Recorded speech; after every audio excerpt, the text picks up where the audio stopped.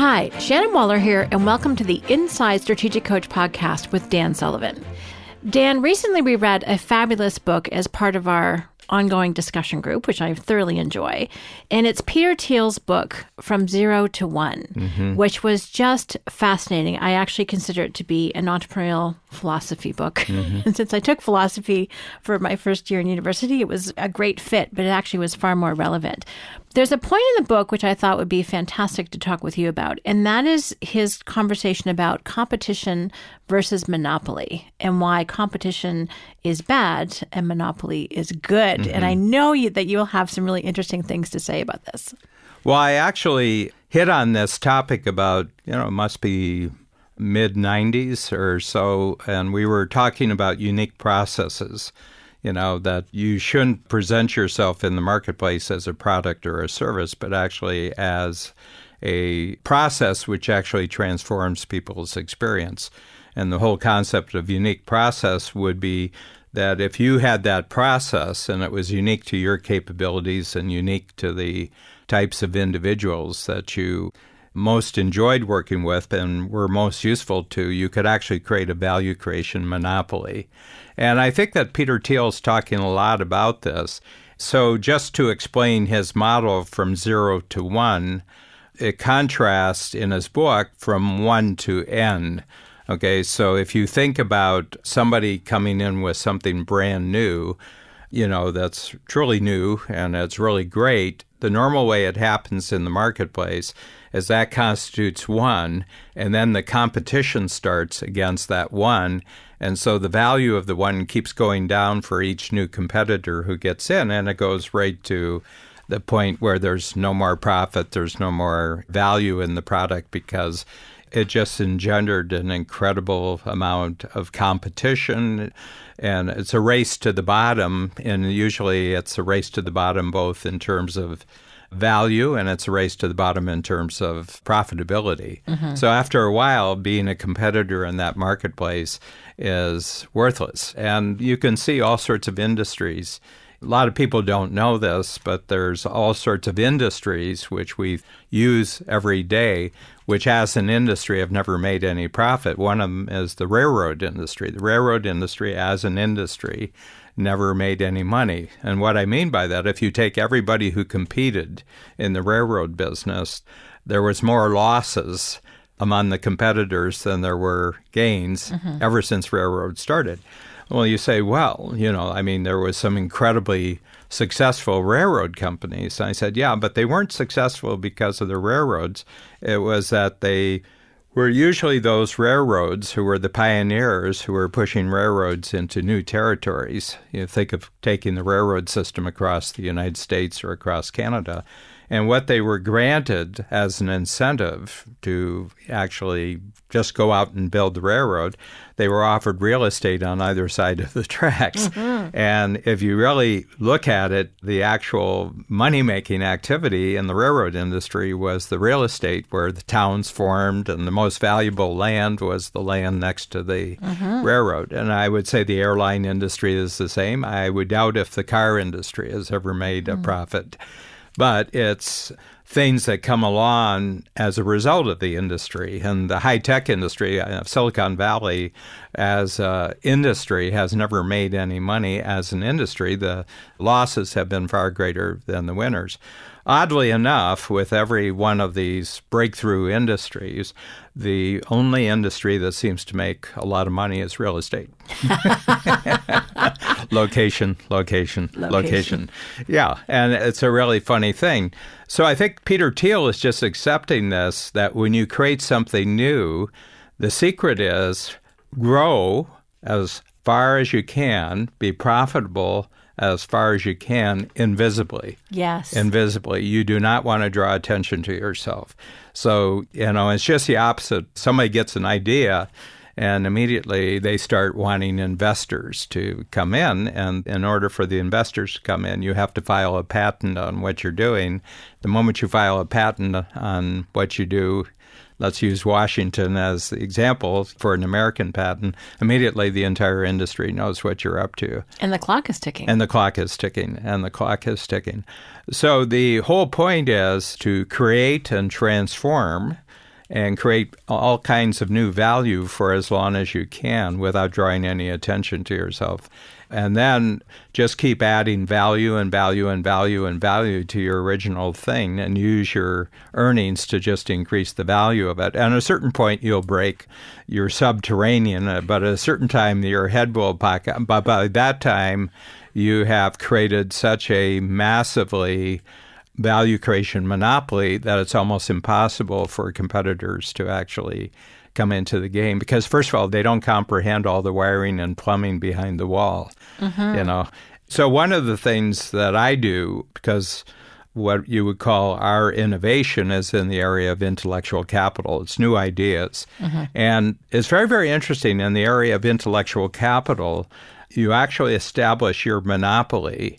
I mean, there's straightforward intellectual property laws. So anything that we write, we automatically copyright. We put TM on everything. And in most cases, just putting TM is actually backed up by the law. In about 90% of cases where you put a date on when you presented an idea publicly for the first time and you have witnesses and you put a TM on it, that's about 90% of the law.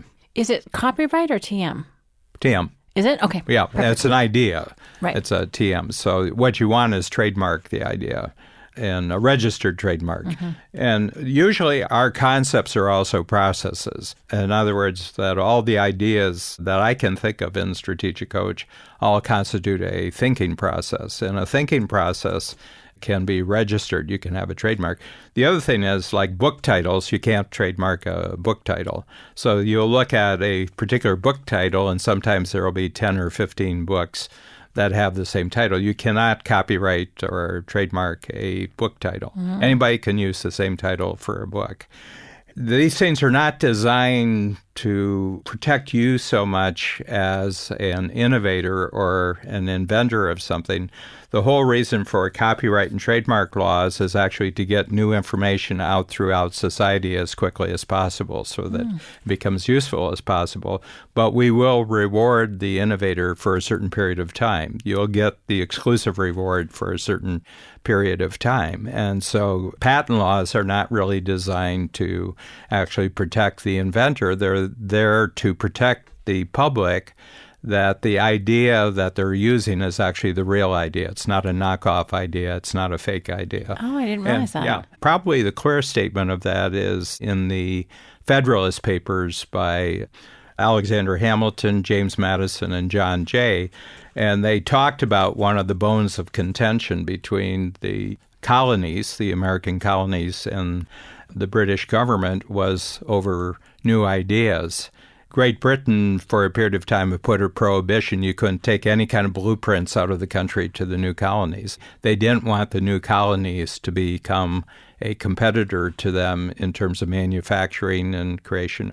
And that was one of the bones of contention. And right in the Constitution, very early in the U.S. Constitution, the whole issue of intellectual property. And these laws will go in right away because they knew the entire expansion of the country was going to have to come from giving inventors and innovators a reward for creating new things that benefited everybody else. And to tie that with Peter's book, that's the hard part. The hard part is creating something out of nothing and getting it into a form where it can be used and accessible to transform things for the consumer. That is the hard part. But then after that, then you're above the water. It's really interesting. We have had the benefit for the last 20 years of probably having one of the most innovative intellectual property lawyers I've ever met, and that's John Farrell, who is a partner in Carr Farrell in Palo Alto, California. And John's really, really interesting take on this. And I think the reason was he didn't start off as a lawyer. He actually started off as an electronics engineer, is that he says, well, it's very, very hard to safeguard a new technology because you can just change one thing or modify one part, and then you're in court forever trying to prove that somebody actually copied it. But he says the key is to actually envision what kind of new consumer experiences are going to actually happen as a result of your invention. And then you find the words that really describe that new experience, and then you can actually trademark the experience. And I'll give you an example. Sort of the tripod that's a conference call, Right. Well, that's owned by one company. And generally speaking, if you see one of them anywhere in the world on a table, it's either theirs or somebody who has a license from them. And it wasn't the technology itself, it was the name of the experience. And the experience was called Big Sound. And they actually had the experience. And he has coffee makers where it's almost like car seats and mirrors. You press a button and it's yours. And the other one is two of your children. The other one is your husband. The settings. Yeah, and the settings, but you could do it on a coffee maker and you had 6 settings. It was something along the line of perfect every time. But he was describing the consumer experience. And this ties into one of our previous podcasts where I talked about the most transformative force in society is actually consumers being willing to try out new things, but they try it out for the purpose of experience. So I think that John's great genius, and he won't admit to anything that I'm saying on this podcast, but he just had this grasp that it's actually about the consumer experience, which makes something a breakthrough or not. And therefore, all this talk about you're up against this technology company and this technology company ignores the fact that your competitors are not a transformative force. You're not a transformative force except with your understanding of the consumers who are going to have a new experience as a result of what you've created. That's fascinating, Dan. And you really, through coming up with concepts and tools in Strategic Coach, have helped and been very prescriptive in terms of coaching our clients, in terms of how to do that, in terms of unique process. Can you talk a little bit more about that? Because I think people really understanding how they're impacting their consumer experience and packaging that is something that a lot of people, I think, don't see, or once you see it, it's like, oh my gosh, it's amazing. But before that, it's sort of mysterious. Yeah, and there's a fairly easy way of doing this, and it's just kind of taking 3 or 4 of your best client customer experience and reverse engineering it. And if you do 5 of them and you reverse engineer them, what you do is you basically start with, well, when the customer was really happy, what was the thing that happened before that? And you get that, and then you go back to the next step before that, and sooner or later you got to the point where you had the idea that you presented to the client. And it might be 5 steps, it might be 8 steps.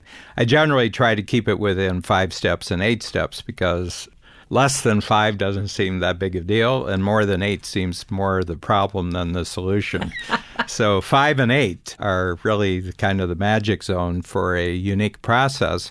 And then what you do is you just take each of the steps of your process and you simply ask 2 questions with each step, and that is, how is the client better off as a result of this? Okay, that was measurably, in other words, that they were measurably better off. And then the second question is, how did they feel from being better off? That's really straightforward. Yeah. And if you have 5 steps, then you've got 10 answers. And that really, really describes the experience that you're really shooting for. And then the question is, can you put it in such a predictable process that they'll always be better off in the way that you describe, and they'll always feel better in the way that you describe? And there's a lot of language that you've put down in answering 5 questions on one side and 5 questions on the other, 10 questions. And the language you use to describe this is actually the entire experience. And that's what John does. John simply gets better off, better experience. What describes that? And that's the actual experience. And that's the transformative part about it, because it works with one person, it works with 10 people, it works with 100 people, and you got something going there. And then you can build all sorts of packaging around that. And to be patented, it has to be actual technology. You actually has to use a piece of technology or a digital technology to do it. But it's predictably transformative. And that is the actual criteria of whether you can patent a new technology. Is it predictably, if they do this and this and this and this and this, it always works. That's what gives you a patent. Fantastic. Dan, let's talk a little bit more about packaging because that's a part of our unique process. And I find packaging is just, first of all, that could be its own multiple stage conversation. But when people really do package their unique process and take the time to name it using, how it transforms people, how it makes them feel, how they're better off, there's quite an impact when people who have named and packaged their unique process versus those who have not. Yeah. Packaging has really expanded in meaning.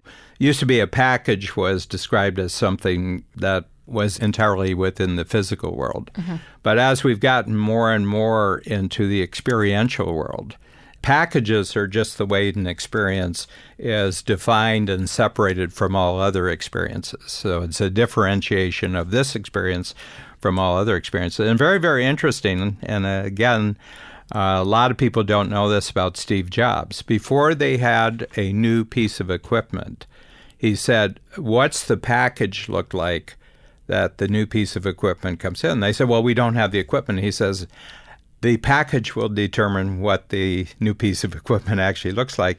So he had this reverse process where he says, describe what the package looks like when they get home. And what do they do with the package? What's it look like? What's it feel like to have the package? He doesn't even know what's going to be in the package yet, but he's describing what the package is. And then he backs them up to the beginning. And he says, okay, I think we've got the experience of actually buying the new technology, taking it home, having and it's a box. That much you can say it's going to be a box. And you open it up. The proof of the pudding of his philosophy is really that I remember the old iPod days before the crossover to iPhone. He had 4 or 5 upgrades to it, and I can't remember any of the actual iPod, what they actually looked like. I probably went through 4 of them and threw them away or whatever when a better one was available. But I always kept the boxes. And I remember it was a terrible feeling the day that I actually threw out that box. It was such a great box. The boxes are so beautiful. And to this day, Apple packaging is the most beautiful packaging in the world. I have an iPad and the pencil that comes with it, and I still have the box. As you're talking, I'm remembering I've had a number of iPhones now, and just that, almost suction feeling of pulling the top of the box off and then the reveal, and it's so elegant and so clean, and everything you need is just nicely tucked away. When you had talked about this one other time, I started laughing because my husband asked me, can I throw away the box? I'm like, no. No, you can throw the technology away, but not the box. And I think that part of the genius of Steve Jobs, and of course he had a great lifetime, who's still there at Apple, who is the great designer. Mm-hmm.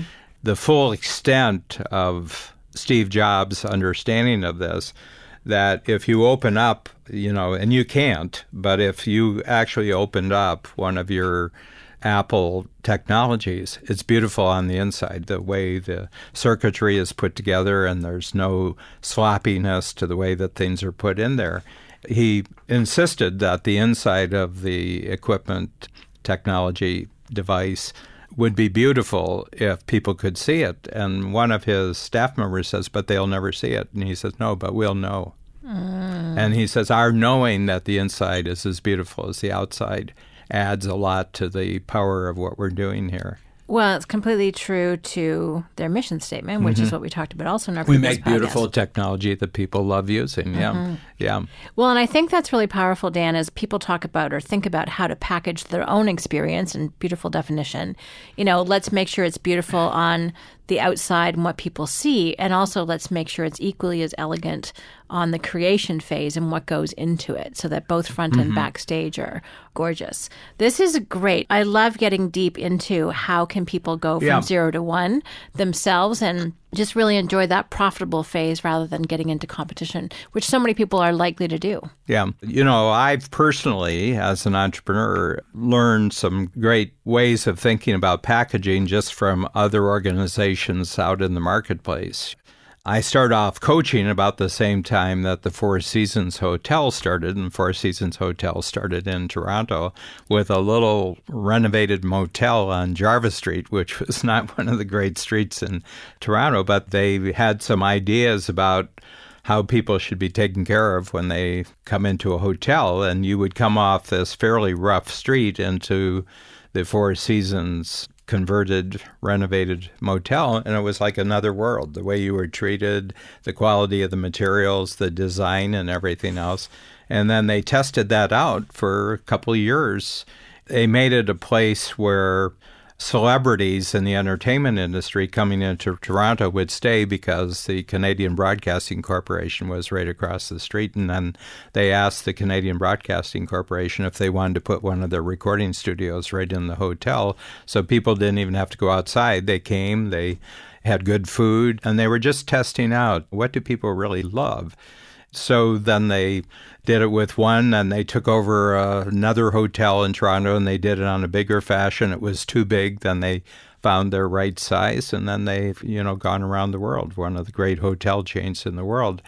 And, Starbucks coffee, Starbucks made their way with packaging. I mean, we just had the original incident, very, very funny incident, and I don't think it was an accident, of a cup of Starbucks showing up in the Game of Thrones. They're having a medieval, smelly meeting, and right there on one of the tables, and the production crew who actually put it together didn't even look and pick up, but the fans around the world. And I said, talk about product placement. I said, nobody will remember the last season of Game of Thrones except for the fact that Starbucks got one of their cups unobserved, invisibly into a scene, not seen by the creators, but seen by all the viewers, and then it just went viral around the world. I said, whoever pulled that off, that's a big reward for packaging. I mean, it's tremendous. And everybody, it wasn't even a close-up, but everybody knew it was a Starbucks cup simply because it's been so consistent over 40 years or so. Yeah, and there's others, but Apple has always been one of my great models for packaging. And we've tried in Coach, we established a design for all of our materials. There's color designs, there's type designs, there's way things are laid out, and then our setting, in the two main centers in Chicago and Toronto, we've tried to bring a great deal of, first of all, just enjoyability, that when you're in a Coach center, that it's nice, the food that we use, how our staff greet and take care of people, that's all part of packaging. Mm-hmm. And our 2019 Couples Connection was actually in a Four Seasons in Palm Beach, which was great. Well, Dan, thank you so much. There's so many awesome takeaways and how people can take action, which I always appreciate, the practical nature of that. And also just paying attention to what other kinds of packagers out there are great and inspire us, and borrowing that and having that inspire and educate how we do it, I think is a great way to end off. Thank you. Thank you. At Strategic Coach, we focus on growth in every area of your business and life, leading to freedom that entrepreneurs dream of. Join Dan Sullivan, founder of Strategic Coach, for a brand new on-demand web presentation. It's a breakthrough hour of wisdom, insight, and proven strategies. Over 18,000 entrepreneurs can't be wrong. Watch today at danwebinar.com.